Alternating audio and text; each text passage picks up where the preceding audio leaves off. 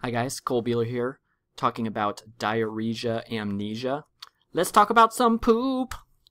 Because, patients love talking about their bowel habits. It doesn't really matter what they're in the hospital for, this is usually the main topic of conversation. And don't pretend you don't like talking about it too, I know you do. We spend a lot of time digging deeper into the patient's poop experience. Because in our ideal worlds, each patient would be balanced between constipation and diarrhea with one Goldilocks poop each day. Not too soft, not too hard. But that never happens, and patients are either completely constipated, which makes us sad, or having massive amounts of diarrhea, which makes us freak out. And this polarity causes us to chase our tails. If you've got a constipated patient, you might start docusate senna.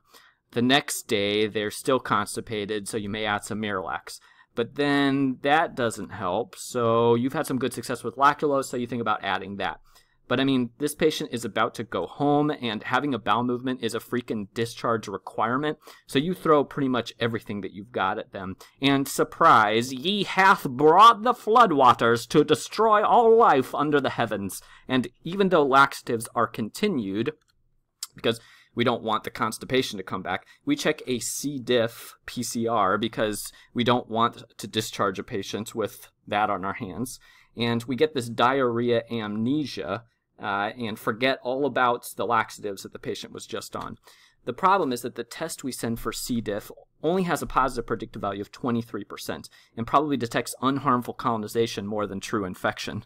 We would recommend a different approach to testing patients. Let's say you've got someone constipated on laxatives. If they blow out, which I would define as greater than or equal to 3 liquid bowel movements in a 24-hour period, we would recommend a 24-hour washout period where you hold the laxatives. Over this period, you just let the patient poop, and you support them if needed. After 24 hours, reassess how much stool they're having.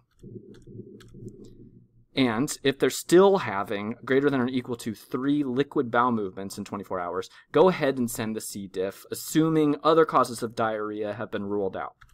As an example, let's say Mrs. Smith is on 50 laxatives. 8 a.m. Monday was her last dose, and she blows out at 9 a.m. The doctor holds the laxatives, and you decide to monitor the patient off of the laxatives and provide a 24-hour cool-off period.